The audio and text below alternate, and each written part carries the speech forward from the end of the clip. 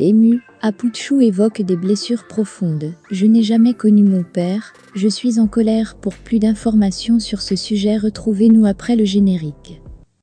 Mais avant de commencer, n'oubliez pas de vous abonner et d'activer la cloche de notification pour ne pas manquer nos prochaines vidéos.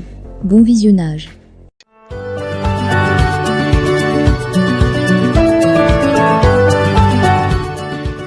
L'histoire de ce trentenaire, fils de la comédienne bleue Brigitte, est émouvante.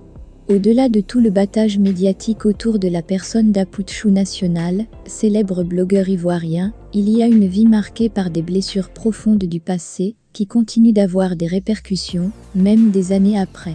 Apouchou National l'a révélé lui-même ce 18 mars 2022 sur le plateau du Life Weekend, présenté par Connie Touré et ses chroniqueuses, sur une chaîne de télévision privée de la place. « Je n'ai jamais connu mon père », a-t-il avoué avec beaucoup d'amertume. « Je suis en colère », a-t-il ajouté aussitôt, pour déplorer que son père biologique ne se soit jamais préoccupé de son existence durant toutes ces années. Et quand récemment sa mère bleue Brigitte Agbré lui proposa de connaître enfin son père et sa famille paternelle, Apouchou National a préféré rester de marbre. « Je n'ai donné aucune réponse à ma mère, jusqu'à présent », a déclaré Apouchou, visiblement révolté.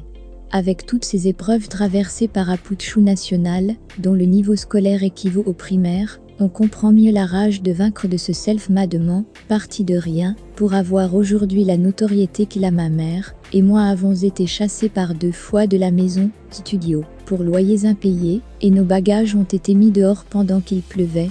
Ce jour-là, j'ai fait la promesse à maman d'aller en France pour réussir. Eh bien, Apouchou National a tenu parole, en développant son business sur les réseaux sociaux, à partir de la France. Aujourd'hui, il demeure l'un des influenceurs les plus célèbres de la place, qui a su travailler d'arrache-pied pour se faire un nom.